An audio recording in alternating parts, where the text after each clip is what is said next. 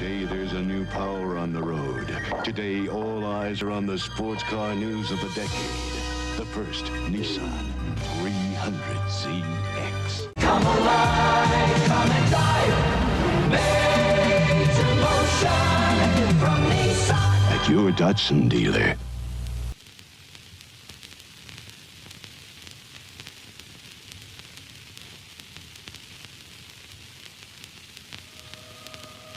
اليوم راح نبدي وياكم مشروع جايزية سواب كامل، من أول ما سوينا الكراسي الوايرنج لما دقت السلف مالتها. بس قبل لا نبدأ لازم أوريكم أول ما شريت السيارة. السيارة كان ما عليها لا ماكينة ولا غير، حرفيا شاصي بدي على حالتها اللي انت قاعد تشوفونها. السيارة هذه عبارة عن مشروع أشبه بتحدي لنا، مو بس لأنه يبي لها شغل وحالتها تعبانة، بعد لأنه يعتبر أول مشروع تجديد وتعديل على شاصي من الصفر، من ناحية وايرنج، ماكينة، كراسي، كل شيء. الماكينة ما قصر أخوي عبد الله، عطانا 2J كانت موجودة، يبي لها شغل، بلشنا تجديدها بري. ليش خذينا 2J؟ لأن الماكينة جميلة حيل من حيث أداء، باور، تحمل، غير انها من اسهل المكاين اللي ممكن تشوفها وتشتغل عليها، وكل شيء فيها ستريت فورورد. طبعا الماكينه يوم خذيناها كانت مو وسخه الا العن من الوسخه، بس قعدت انظف فيها اكثر من 3 أسابيع. هني انا بطلت الدبه مالت السياره واغراض الوكاله كلها موجوده. السياره حرفيا عباره عن تايم كابسول واقفه من 2015. الحين يجي الدور ان نوريكم المشروع ونوريكم اللقطات.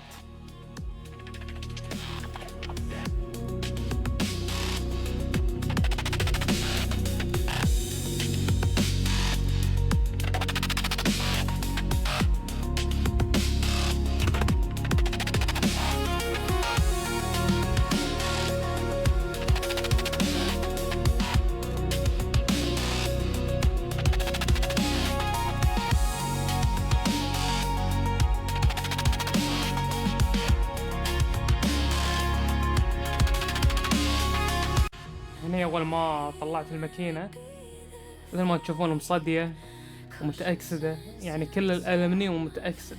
قعدت أنظفها باللي يقدر عليه. شنو اللي يقدر عليه؟ WD-40 بريك كلين ديجريزر اللي هو هذا اللي طلع وياي. فالماكينة كلش تحتاج سنفرة وصبغ. والله ليومكم أنا ما أدري شلون نظفت الماكينة يا أخي. أذكر أني طولت 3 أسابيع قاعد أسنفرها، بس الماكينة تسنفر عشان أشيل أكسدة والصدى. هني قعدت أشوف شنو ناقص الماكينة، جازجيتات، بيرنجات، أشياء يعني حق الأشياء استهلاكية. هذا الكوع قعدت أنظفه وسنفره. طبعا الألمنيوم حالاته كذي يكون برش، وكانت عندي مشكلة بالطرمبة الماي كانت عاضة، فبطلتها ونظفتها من داخل وركبتها الجاز جيتات جديدة وسكرتها. طبعا كان الوضع أي شيء حديد ألمنيوم تشوفه لازم تطقه سنفرة، لازم تخليه فرش، لأن أنتم شايفين كمية الوسخ اللي كانت عليها. ومثل ما تشوفون عدلت على ونظفت على الدينامو، صبغت البلوك، ويعني رتبتها باللي يقدر عليه. الحين صار شكلها مقبول على الأقل.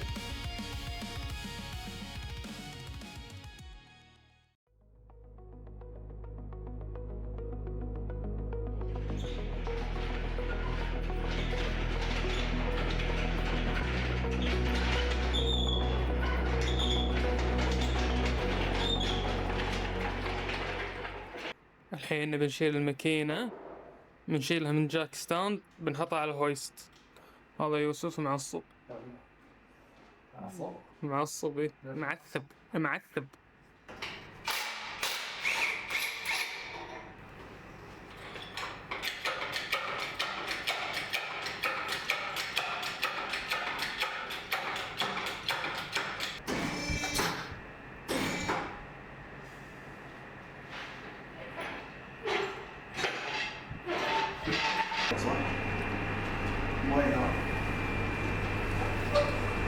طبعا عقب ما ركبنا الماكينة قعدت اصمم كراسي الماكينة. هذه كراسي الماكينة اللي مفروض تركب على البلوك. خذيتهم محل ليزر كات، قصهم لي وحط علي الشعار مال اللوزنج هوب، والحين راح يقصهم على حديدة ستيل 6 ملي.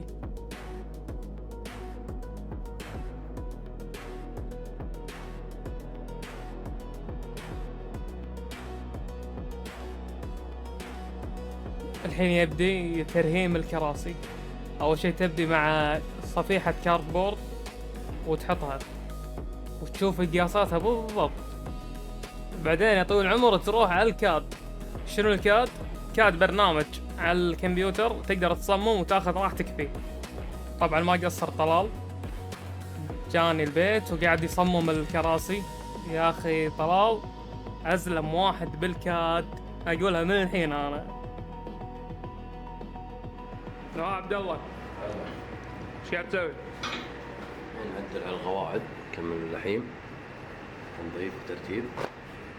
عندنا مشكلة بالماكينة اللحام ما تلحم بين 6 سماك 6 ملي. جبنا دافور أساس إن نسخن الحديد شوي ويلحم معانا يصير مضبوط.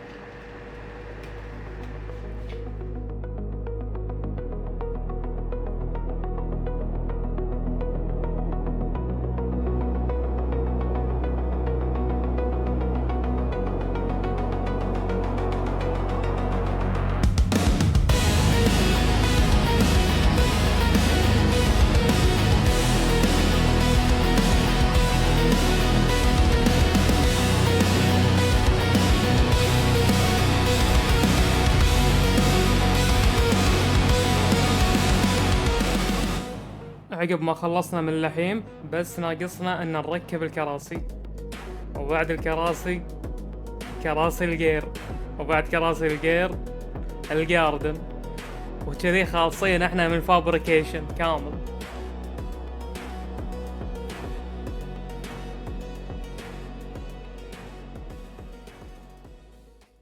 عقب ما رهمنا الكراسي والماكينة راكبة 100%، انا قلت لازم اشيل الماكينة من الحوض واقعد ارتبها وانظفها. بس قبل لا اوريكم عقب ما عدلت الماكينة، انا ابيكم تشوفونها قبل لا اعدلها، وانا اعتقد النتيجة ما راح تتوقعونها.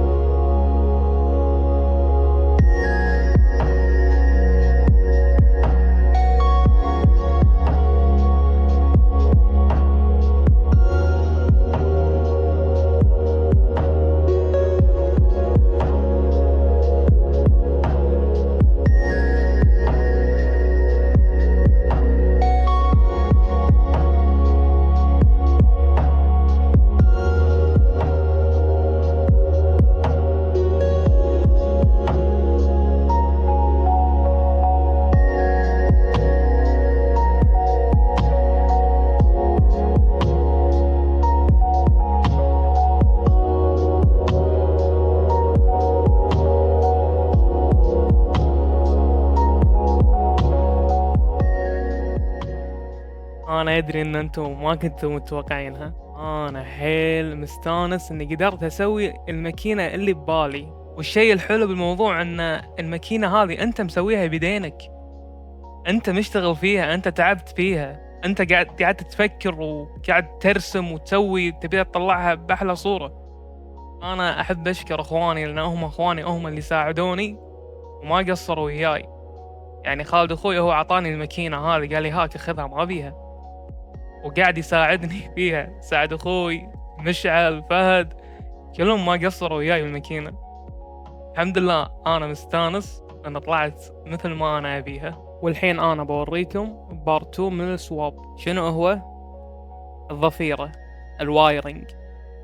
طبعا حاجتني معاه مشاكل حيل تغث، لكن بخليكم مع الفيديو راح تشوفونها ان شاء الله. تشوفون لونهم اخضر، هذا مالت البقاقات. الحبيب حاطهم مكان الازرق، الازرق كله هني. انا قاعد اقول ليش ما تدق سلف، طلع الله يهدي بس. وبديت يا جماعة. طبعا حاليا بالصالة أنا قاعد. الكمبيوتر حاشتني مشكلة صار لي أسبوعين قاعد أحلها، إنه يجي له باور، يجي له جراوند، بس ما يشتغل ولا يشبك على اللابتوب. يعني شوف الحين طالع هو كونكتد ولا معبرة حتى. المهم كلمت الشركة قاعد أقول لهم يا جماعة شو السالفة؟ كمبيوتر مو راضي يشبك ومو راضي يشتغل أساسا، مو راضي يشغل السيارة. شنو قالوا لي؟ قالوا لي حجي بالله طبعها رحنا الكمبيوتر يطلع بالمصنع شغال، انت خربته. قاعد اقول انا شلون خربته؟ انا ماشي صح، دياجرام وكل شيء صح. يقول لا. المهم مشاكل الكمبيوتر من اول ما خذيته انا، مرات يشبك مرات ما يشبك، مرات يشبك مرات ما يشبك، مره يقعد اسبوع كامل ما يشبك. شنو اقصد بيشبك؟ قصدي انه يشتغل ويشبك على اللابتوب. الحين شغال بس ما ادري شنو وضعه هو. انا حاليا ما ادري شنو وضعه، يعني اخرني اسبوع كامل قاعد احل مشاكله، وللحين ما حلت ولا شيء. هو شيء يشتغل بنفسه. فابرد اكلم الشركه مره ثانيه، بيقول لي انكم تبدلوا لي اياه او تقولوا لي شنو المشكله الخايسه هذه. خذيت الكمبيوتر وديته عند فني تصليح ماذر بورد وكذي، وقاعد يعابل فيه. طلعت المشكله اليو اس بي خربان، جاي من المصنع خربان. واخيرا شغال السناسر كلها، التي بي اس والاي تي والسي ال تي والكامب والكرانك تريجر كله شغال. شوف تي بي اس صح. خالد اخوي متواجد. خالد اعطهم بيس ساين. هلا شوفوا الكويل. شيك مرة ثانية. كنت حاطه عند رجولي وشغلته، والله تكهربت.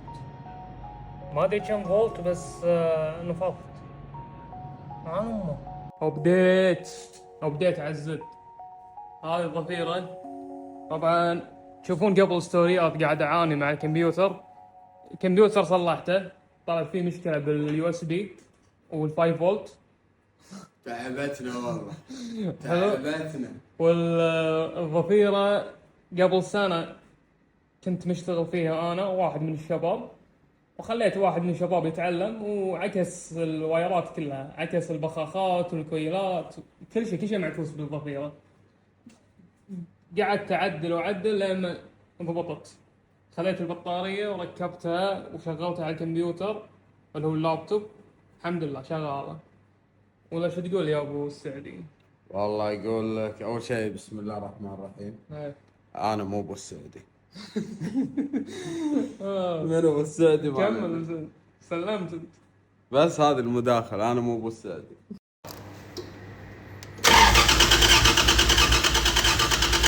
بس 10 دقري بس. وهذا الفلتر ركبته.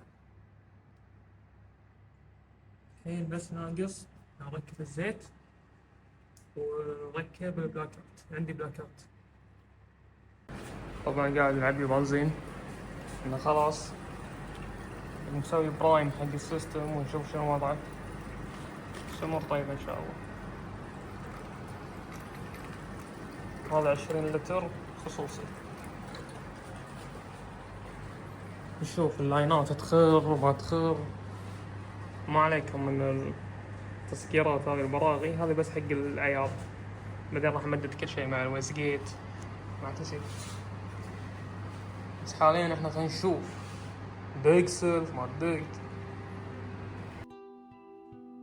هني قاعد اركب لاينات الفيول سيستم كامله. طبعا ال2 جي زي تجي فيول ريل وفيها فيول ريجليتر. الفيد اللي يجي من الزد نفسه يروح للفيول ريل، والريتيرن يدخل على الفيول ريجليتر، ومن الفيول ريجليتر يطلع لما الريتيرن الهارد لاين مال الزد نفسه. طبعا كلهم AN لاين داش 6 والفتنجات موجودة. أنا اللهم إني شريت الهوز والفتنجات وركبته. أسهل من الفتنجات AN ما في.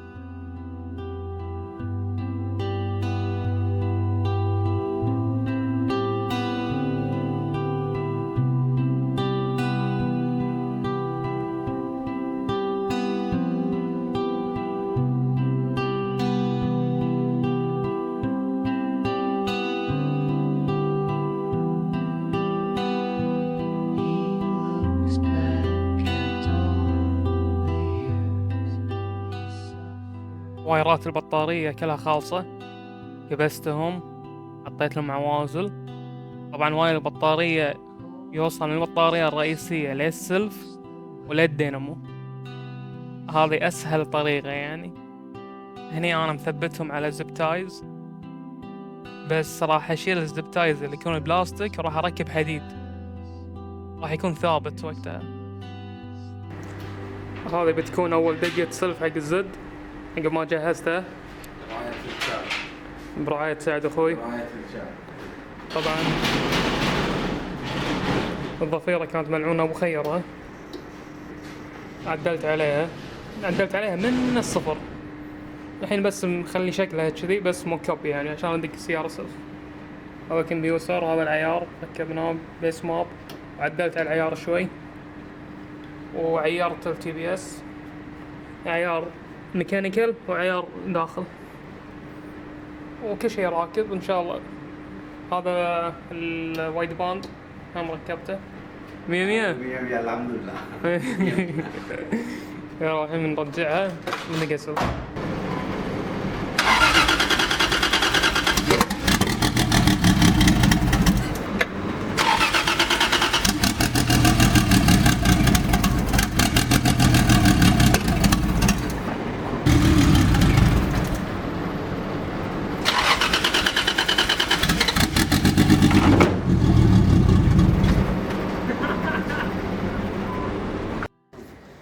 دقة سلف، بس طبعا شوية يبي لها عيار، شوية يبي لي أدخل اليوتيوب أتعلم شوية على خفيف.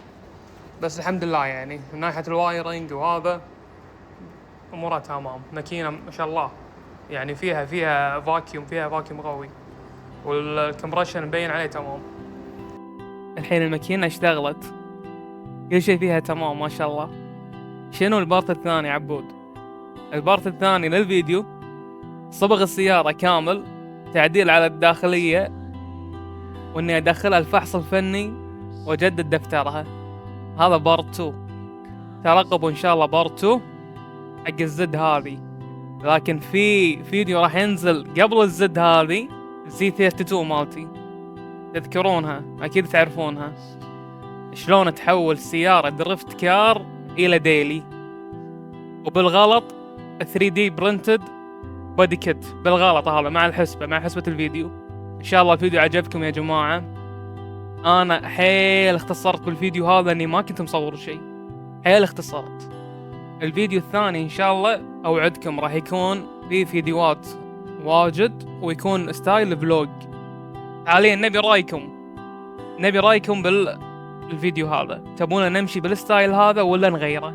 تبون فلوجات؟ انا ما احب احط مليون بارت اقعد اقرق عليكم 10 فيديوهات على شغله واحده، لا ما ابي فيديو واحد تشوفونه، السياره تكون خالصه. بس اعطوني رايكم بالكومنت تحت، وسامحونا على طولنا عليكم الفيديو. لا تنسون اللايك والسبسكرايب والشير بلا بلا بلا، اللي هو كيفكم. اعطوا لايك، اعطوا ديسلايك، كيفكم، انا شي راجع لكم. بيس يا جماعه.